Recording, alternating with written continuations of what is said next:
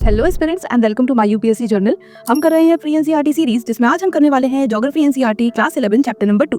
Chapter का नाम है the origin and evolution of earth. इस चैप्टर में पढ़ेंगे बिग बैंग थ्योरी के बारे में, नेबुलर हाइपोथेसिस के बारे में, उसके बाद देखेंगे formation of earth and we will also understand the evolution of atmosphere and hydrosphere.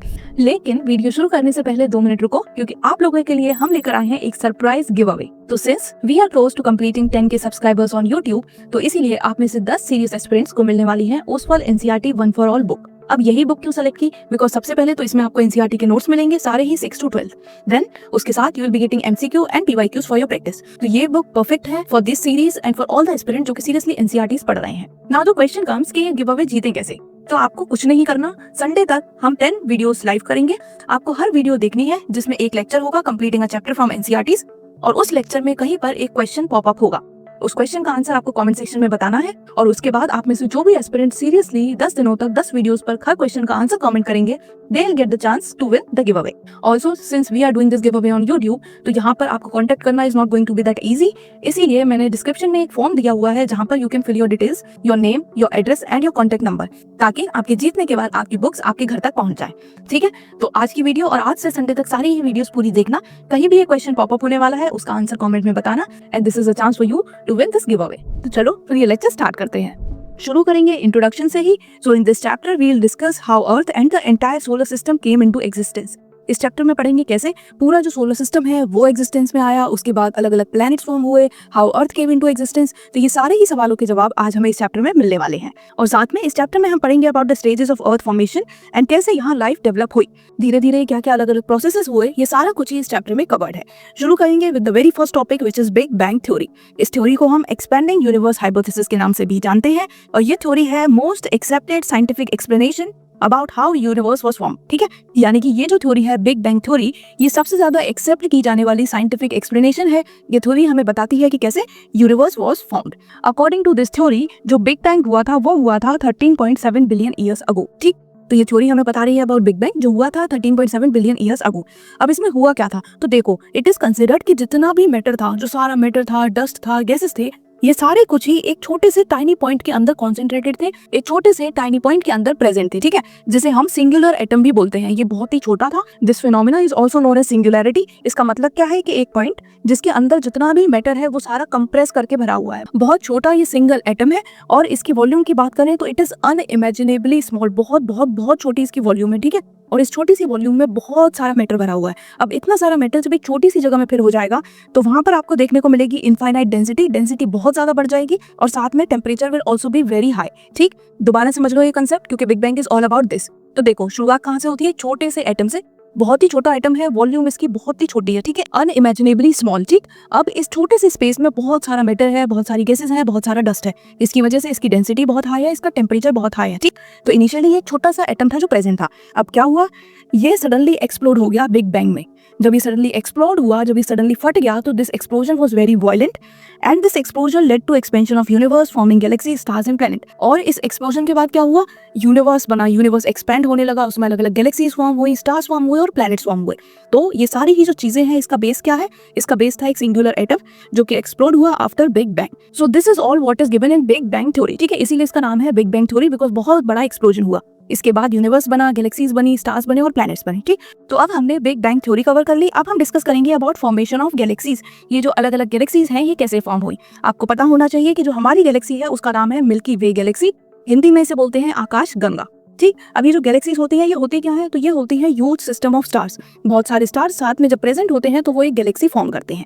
Galaxy कैसे बनी? तो जब बिग बैंग एक्सप्लोजन हुआ, तो जो छोटे से एटम के अंदर बहुत सारा मैटर था वो डिस्ट्रीब्यूट हो गया, वो हर जगह फैल गया। बट अब ये इक्वली तो नहीं फैलेगा। अब ये जो मैटर फैला, ये इक्वली तो नहीं फैलेगा, तो ये अकॉर्डिंगली फैल गया, कहीं ज्यादा मैटर, कहीं कम मैटर। और इस वजह से क्या हुआ? डिस्ट्रीब्यूशन अनइवन हो गया, और हमें अलग अलग जगह अलग अलग डेंसिटी देखने को मिली। कहीं ज्यादा मैटर इकट्ठा हो गया तो उस एरिया की डेंसिटी ज्यादा हो गई, कहीं पर कम मैटर था तो वहां डेंसिटी कम थी। डेंसिटी की वजह से किस चीज में डिफरेंस आया? ग्रेविटेशनल फोर्स में। ठीक है, अब डेंसिटी अलग अलग थी तो अलग अलग प्लेसेस में जो ग्रेविटेशनल फोर्स थी वो भी अलग अलग एक्ट कर रही थी। अब इसकी वजह से जो बीच में स्कैटर्ड सामान पड़ा था, कहीं छोटा मोटा मैटर था, गैसेस थी, वो अलग अलग जगह जाके they started to settle down. अब इनका सेटलमेंट किस बेसिस पर था कि कहाँ कैसे ग्रेविटी एक्ट कर रही है, जिससे जिस चीज ने अपनी तरफ खींचा वो उधर जा जाके धीरे धीरे सेटल होने लगी। ठीक है, तो ये हुआ था after big bang theory. And eventually जब ये मैटर जो था ये अलग अलग पार्ट्स में इकट्ठा होने लगा, क्योंकि अलग अलग जगह अलग अलग डेंसिटी और ग्रेविटी थी, तो यहाँ से शुरुआत हुई फॉर्मेशन ऑफ गैलेक्सीज की। ठीक है, तो ग्रेविटी की वजह से अलग अलग मैटर इकट्ठा हुआ and therefore the galaxies were formed. Galaxy की फॉर्मेशन की शुरुआत हमेशा होती है बाय अक्यूमुलेशन ऑफ नेब्यूला। पहले शुरुआत में सबसे पहले एक नेब्यूला फॉर्म होगा और धीरे धीरे इवेंचुअली गैलेक्सीज फॉर्म होती हैं। नेब्यूला क्या होता है? तो देखो, नेब्यूला एक क्लाउड होता है। क्लाउड किसका है? ये क्लाउड है गैसेस और डस्ट का, जो कि स्पेस में प्रेजेंट है एंड इवेंचुअली ये फॉर्म करती है स्टार्स। और अभी हमने ऊपर पढ़ा था कि गैलेक्सी क्या होती है, वो होती है ह्यूज सिस्टम ऑफ स्टार्स। तो अब इसे सिंप्लीफाई अगर हम करें तो सबसे पहले नेब्यूला फॉर्म होगा, स्टार्स फॉर्म होंगे उसके बाद एंड इवेंचुअली एक गैलेक्सी फॉर्म हो जाएगी। ठीक, so this is how the galaxies were form. तो अभी तक हमने क्या क्या देख लिया? यूनिवर्स का फॉर्मेशन देख लिया, गैलेक्सी का फॉर्मेशन देख लिया। अब हम देखेंगे फॉर्मेशन ऑफ सोलर सिस्टम। ये जो हमारा सोलर सिस्टम है जिसमें सेंटर पे सन है, सारे प्लैनेट्स उसके अराउंड प्रेजेंट हैं, ये फॉर्म कैसे हुआ। ठीक है, तो देखो, इस कंसेप्ट को एक्सप्लेन करने के लिए भी बहुत अलग अलग साइंटिस्ट ने अलग अलग थ्योरीज दी हैं, but the most accepted theory है नेब्यूलर हाइपोथेसिस की। ठीक है, तो इसी को हम डिस्कस करने वाले हैं। ये थ्योरी दी थी इमैनुअल कैन ने एंड बाद में इस थ्योरी को रिवाइज किया था लैप्लेस ने। ठीक, तो थ्योरी का नाम क्या है? Nebular hypothesis. अब according to this theory 4.6 billion years ago, ठीक है, यानी कि हम किस टाइम पीरियड में आ गए? अब हम बात कर रहे हैं अबाउट 4.6 बिलियन ईयर्स अगो। तब क्या हुआ कि एक बहुत बड़ा नेब्यूला था। नेब्यूला अभी मैंने ऊपर आपको बताया ये क्लाउड होता है गैस और डस्ट का। ठीक, तो ये रोटेट कर रहा था और अचानक से इट स्टार्टेड कोलैप्सिंग। अपने ही अंदर अपनी ही ग्रेविटी की वजह से ये कोलैप्स करने लगा। ठीक है, तो इमेजिन करो कि एक बहुत बड़ा क्लाउड है, डस्ट है, उसमें गैसेस हैं और वो रोटेट कर रहा है। ठीक, अब उसमें ग्रेविटी इतनी ज्यादा हुई कि वो खुद ही अपने अंदर ही इट इज कोलैप्सिंग। अब जब ये कोलैप्स कर रहा था तो इसने और तेज तेज स्पिन करना शुरू कर दिया और ये एक फ्लैट डिस्क जैसा हमें दिखने लगा। फ्लैट डिस्क को आप समझ सकते हो थ्रू अ सीडी, जो सीडी की डिस्क होती है, वैसा ये दिखने लगा और ये बहुत जल्दी जल्दी इट वाज रोटेटिंग। अब जब ये रोटेट कर रहा था तो जो सबसे ज्यादा मास था वो इसके सेंटर पे आके इकट्ठा हो गया। ठीक है, बहुत तेज तेज रोटेट कर रहा था तो जो बड़ा मास था, ज्यादा मास था, वो आ गया सेंटर पे और यहाँ सेंटर पे आके इसने बना दिया हमारा सन। तो इस तरह फॉर्मेशन हुई हमारे सन की। अब जो बाकी का मैटर था उसने पहले फॉर्म किया प्लैनेटेसिमल्स और बाद में eventually they led to the formation of different different planets. ठीक, तो अब इस स्टोरी को एक बार दोबारा शॉर्ट में अच्छे से समझते हैं। सबसे पहले हमने देखा कि एक बहुत बड़ा नेब्यूला था जो कि रोटेट कर रहा था। नेब्यूला क्या होता है मैंने आपको बता दिया। नेक्स्ट, ये रोटेट कर रहा था, अचानक से it started collapsing due to its own gravity. जब ये कोलैप्स करने लगा तो इसकी रोटेटिंग स्पीड बहुत ज्यादा तेज हो गई और ये एक डिस्क जैसा दिखने लगा। इस टाइम पर क्या हुआ कि जो ज्यादातर इसका मास था वो आके इसके सेंटर में अक्यूमुलेट हो गया, सेंटर में इकट्ठा हो गया और ये मास इकट्ठा होकर बना सन। ठीक है, यहाँ तक समझ लिया। अब जो बचा हुआ मैटर था जो कि फैला हुआ था इस डिस्क पर, उससे धीरे धीरे बने प्लैनेटेसिमल्स और आगे जाके ये कन्वर्ट हो गए हमारे प्लैनेट्स में। ठीक है, तो यहाँ तक हमने क्या देख लिया कि सोलर सिस्टम कैसे फॉर्म हुआ, सन कैसे बना और बाकी के प्लैनेट्स कैसे बने। अब इसमें हमने दो वर्ड्स देखे हैं। पहले प्लैनेटेसिमल, ये क्या होता है? ये होता है एक छोटा ऑब्जेक्ट जो कि डस्ट और गैसेस से बनता है और आगे चल के दे फॉर्म प्लैनेट। तो जो बचा हुआ डस्ट था, जो गैसेस थी, जो मैटर था, वो धीरे धीरे इकट्ठा हुआ और उससे बनने लगे प्लैनेटेसिमल। ये प्लैनेटेसिमल, ये जो छोटा ऑब्जेक्ट था, जब ये साइज में बड़ा हो जाता है तो इसे कहा जाता है प्रोटोप्लैनेट। ये एक लार्ज बॉडी होती है स्पेस में and this is the beginning of process of forming a planet. तो अगर हम इसे स्टेप बाय स्टेप समझे तो सबसे पहले बनेगा प्लैनेटेसिमल, उसके बाद जब इसका साइज बड़ा हो जाएगा तो इसे कहेंगे प्रोटोप्लैनेट एंड फाइनली इवेंचुअली और बड़ा होकर बन जाएगा हमारा प्लैनेट। तो ये हमने देख लिया प्लैनेट कैसे बने। तो सोलर सिस्टम हमने पढ़ लिया। अब हम डिस्कस करेंगे अपने प्यारे प्लैनेट अर्थ के बारे में कि अर्थ कैसे फॉर्म हुआ। तो देखो, earth was form through the process called accretion. Earth का फॉर्मेशन हुआ था एक प्रोसेस के थ्रू, उस प्रोसेस का नाम है अक्रीशन। अक्रीशन का मतलब होता है कि जो छोटे छोटे पार्टिकल्स होते हैं वो धीरे धीरे ग्रेजुअली आके वो साथ में इकट्ठे हो जाते हैं, कंबाइन हो जाते हैं। ठीक है, so this is how earth was formed. Eventually अगर हम अर्थ की बात करें तो अर्थ बहुत ज्यादा गर्म थी। यहाँ पर कॉन्स्टेंट कोलिजन हो रहे थे, न्यू मटेरियल जो था वो कंप्रेस हो रहा था और साथ में रेडियो एक्टिव डिके चल रहा था। तो इन सारी ही चीजों की वजह से जो टेम्परेचर था वो बहुत ज्यादा था, बहुत ज्यादा हीट हमारे एटमॉस्फेयर में रिलीज हो रही थी। ऑल्सो एटमॉस्फेयर क्या था? तो एटमॉस्फेयर एक बहुत पतली लेयर थी जिसमें hydrogen and helium gases present थी। ठीक है, और क्योंकि टेम्परेचर इतना ज्यादा था, इतना गर्म था, तो ये पूरा ही प्लैनेट बैरन था। यहाँ पर कोई वेजिटेशन कुछ भी नहीं था and it was a barren rocky planet. तो ये था इनिशियली जब अर्थ फॉर्म हुआ। अभी अगर आप देखो तो आपको देखने को मिलेगा बहुत सारा एम्पल अमाउंट ऑफ वाटर। हमारा एटमॉस्फेयर बहुत चेंज हो गया है, गैसेस यहाँ पर अलग प्रेजेंट है और साथ में जो अर्थ का स्ट्रक्चर है वो है लेयर्ड स्ट्रक्चर।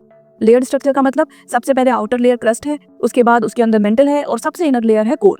तो ये चेंजेस कैसे हुए? कहाँ बिल्कुल पानी प्रेजेंट नहीं था, अब we have ample of water. Atmosphere किसका बना हुआ था? हाइड्रोजन और हीलियम का। ये सारी चीजें ग्रेजुअली चेंज हुई। अभी हमारे एटमॉस्फेयर में आपको ऑक्सीजन मिलेगी, नाइट्रोजन मिलेगी और दूसरी भी गैसेस मिलेंगी। सो ये चेंजेस हुए क्यों, कैसे हुए, वही हम आगे डिस्कस करने वाले हैं। सबसे पहले देखेंगे डिफरेंशिएशन ऑफ अर्थ लेयर, यानी कि जो अर्थ की लेयर है, जो 3 लेयर्स में अर्थ डिवाइड हुआ, वो कैसे हुआ। So due to high heat earth's material melted and heavier elements sank to the centre. अब ये हमें पता है कि अर्थ का टेम्परेचर बहुत ज्यादा था, यहाँ पर बहुत ज्यादा हीट थी, हीट बहुत रिलीज हो रही थी, तो इस हीट की वजह से क्या हुआ कि अर्थ के अंदर जो भी मटेरियल प्रेजेंट था वो मेल्ट होने लगा। अब जब ये मटेरियल मेल्ट हुआ तो जो हैवी मेटल्स थे वो तो नीचे की तरफ सिंक हो गए और जो लाइटर मेटल्स थे वो आ गए ऊपर अर्थ के सरफेस की तरफ, ठीक है। तो the heavier element sank to the centre and जो लाइटर मटेरियल थे वो अर्थ के सरफेस की तरफ ऊपर आ गए। इन्होंने ऊपर आके अर्थ का आउटर सरफेस बनाया जिसे हम कहते हैं क्रस्ट। तो अब देखो ये समझ लिया कि हेवियर मेटल्स अंदर की तरफ चले गए, सेंटर की तरफ चले गए और लाइटर मेटल्स ऊपर आ गए। अब इसी का रिजल्ट है कि अर्थ में 3 लेयर्स बन गई। वी हैव कोर जो कि सबसे इनर लेयर है, ये मोस्टली आयरन और निकल से बनी है। इसके बाद है मेंटल जो कि मिडिल लेयर है and it is hot semi solid rocks and सबसे ऊपर आती है हमारी क्रस्ट जो कि आउटर मोस्ट लेयर है and it is cool and solid surface. तो इस तरह हुआ हमारे इन तीनों लेयर्स का फॉर्मेशन, ठीक है। तो अब हमने ये डिस्कस कर लिया कि अर्थ का लेयर स्ट्रक्चर कैसे बना। अब 2 टॉपिक्स और बचते हैं, एक तो एटमॉस्फेयर कि एटमॉस्फेयर में ये चेंजेस कैसे हुए एंड नंबर 2 कि वाटर कैसे आया हमारे अर्थ सरफेस पे। तो चलो ये भी समझते हैं। Let's study evolution of atmosphere and hydrosphere. तो ये याद रखना कि अभी मैंने आपको बताया था इनिशियली हमारा एटमॉस्फेयर क्या था, it was a thin layer of hydrogen and helium. अभी अगर आप प्रेजेंट कॉम्पोजिशन की बात करो तो nitrogen and oxygen are the main gases जो हमारे एटमॉस्फेयर में प्रेजेंट है। अब इस इवोल्यूशन के स्टेज के 3 मेजर स्टेजेस हैं। सबसे पहली स्टेज है डीगैसिंग एंड इसी स्टेज से शुरू हुआ था इवोल्यूशन। इस स्टेज में क्या हुआ था कि बहुत सारे वोल्केनिक इरप्शन हुए हमारी अर्थ पर, अलग अलग जगह वोल्केनिक इरप्शंस हो रहे थे। अब जब ये वोल्केनिक इरप्शन हो रहे थे तो अर्थ के अंदर की हीट बाहर निकल रही थी, water vapour, carbon dioxide, nitrogen, ये सारा कुछ ही हमारे एटमॉस्फेयर में रिलीज हो रहा था। याद रखने वाली बात यह है कि इस टाइम पर there was no free oxygen, ठीक। तो जब अलग अलग जगह ये वोल्केनिक इरप्शन हो रहे थे तो हमें देखने को मिला हीट बहुत सारी जो अर्थ के अंदर ट्रैप थी वो बाहर निकल रही थी, इसके साथ कार्बन डाइऑक्साइड, वाटर वेपर, ये सारा कुछ भी रिलीज हो रहा था। तो इस स्टेज का नाम है डीगैसिंग। अब स्टेज 2 है कूलिंग। अब इसमें क्या हुआ, इसमें धीरे धीरे अर्थ का टेम्परेचर ठंडा हो रहा, बिकॉज ऑब्वियसली जो भी हॉट गैसेस थी वो बाहर आ रही थी। तो टेम्परेचर ठंडा होने से जो वाटर वेपर जो रिलीज हो रहे थे ड्यू टू वोल्केनिक इरप्शन वो कंडेंस होना शुरू हुए, क्लाउड्स बने, क्लाउड्स की वजह से बारिश आई। अब जब ये प्रोसेस बार बार होता रहा तो ये जो पानी है ये अलग अलग डिप्रेशंस में इकट्ठा होने लगा on the earth surface and eventually हमारे जो ओशियंस थे दे वर फॉर्म्ड, ठीक है। And this finally led to the origination of life in ocean, ठीक है। तो फिर इसके बाद हमारी ओशियंस में लाइफ ओरिजिनेट हुई। तो अभी हमने 2 स्टेज देखी, सबसे पहली स्टेज डीगैसिंग और दूसरी स्टेज कूलिंग, जिसकी वजह से जो वाटर वेपर थे वो क्लाउड में कन्वर्ट हुए, बारिश हुई, पानी इकट्ठा हुआ अलग अलग डिप्रेशंस में और ओशियन बने। अब है हमारा stage 3 which is oxygen emergence. Atmosphere में ऑक्सीजन कैसे आई, तो ये जो ओशियन थे यहाँ पर हमें देखने को मिले ब्लू ग्रीन एल्गी। ये क्या करती है हम साइंस में भी पढ़ चुके हैं, ये अपना खाना खुद बनाती है थ्रू फोटोसिंथेसिस। जब भी फोटोसिंथेसिस होता है तो ऑक्सीजन रिलीज होगा, सो आफ्टर फोटोसिंथेसिस ऑक्सीजन हमारे एटमॉस्फेयर में रिलीज होने लगा और जब धीरे धीरे ये ऑक्सीजन बढ़ा तो it led to the formation of ozone layer. Ozone layer एक प्रोटेक्टिव लेयर है जो हमारी अर्थ को प्रोटेक्ट करती है from ultraviolet rays of sun. तो जब ये ओजोन लेयर फॉर्म हुई तो और कम हीट ट्रैप हो रही थी, तो इससे क्या हुआ, टेम्परेचर धीरे धीरे कम हुआ, एटमॉस्फेयर में ऑक्सीजन और अलग अलग गैसेस देखने को मिली और साथ में ओशियंस भी फॉर्म हो गए थे, ठीक है। तो ये था पूरा process of evolution of atmosphere and hydrosphere. याद रखना तीनों ही stage, degassing, cooling and number 3 oxygen emergence. अब एक दो वर्ड थे जैसे कि डीगैसिंग। डीगैसिंग का मतलब क्या होता है, गैसेस का रिलीज होना अर्थ के इंटीरियर से in the form of volcanoes. And photosynthesis, तो फोटोसिंथेसिस क्या होता है, ये वो प्रोसेस होता है जिसके थ्रू प्लांट्स अपना खाना बनाते हैं और इस प्रोसेस में ऑक्सीजन रिलीज होती है।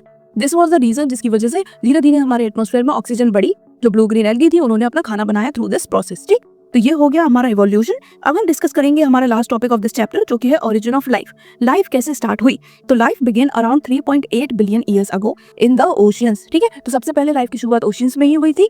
फर्स्ट लाइफ फॉर्म्स वर यूनिसेल्युलर, यानी कि सिंगल सेल्ड ऑर्गेनिजम्स थे जो सबसे पहले फॉर्म हुए थे। धीरे धीरे with time over millions of years complex organisms भी इवॉल्व हुए जो कि होते हैं मल्टी सेल्युलर ऑर्गेनिज्म, ठीक। तो सबसे पहले यूनिसेल्युलर फॉर्म हुए थे, they were formed in the oceans. Unicellular यानी कि वो ऑर्गेनिज्म जो एक सिंगल सेल से बने होते हैं। अब देखो हमने ये चैप्टर तो पूरा ही कवर कर लिया। अब जल्दी से जो हमने इंपॉर्टेंट स्टेजेस पढ़े और उस पर्टिकुलर स्टेज में क्या हुआ वो रिवाइज कर लेते हैं थ्रू दिस समरी चार्ट। तो 3.7 बिलियन ईयर्स अगो पहले हुआ था big bang, which led to the formation of universe, galaxies, planets and stars. बात करें about the formation of solar system, तो ये हुआ था 4.6 बिलियन ईयर अगो। अर्थ का फॉर्मेशन हुआ था 4.5 billion year ago. Origin of life that was 3.8 billion years ago and 2.5 billion years अगो पहले हमें देखने को मिली ऑक्सीजन इन एटमॉस्फेयर जो कि रिलीज हुई थी ड्यू टू फोटोसिंथेसिस, ठीक है। तो ये कुछ इंपॉर्टेंट चीजें हैं जो कि आपको याद रखनी है। With this we complete our chapter number 2 of geography NCERT class 11। कोई भी डाउट हो, कोई भी कंफ्यूजन हो तो आप मुझसे कमेंट में पूछ सकते हो। साथ में ये बताना बिल्कुल मत भूलना कि लेक्चर कैसा लगा। मैं मिलूंगी आपसे नेक्स्ट वीडियो में। Till then bye bye, take care, पढ़ाई करते रहो।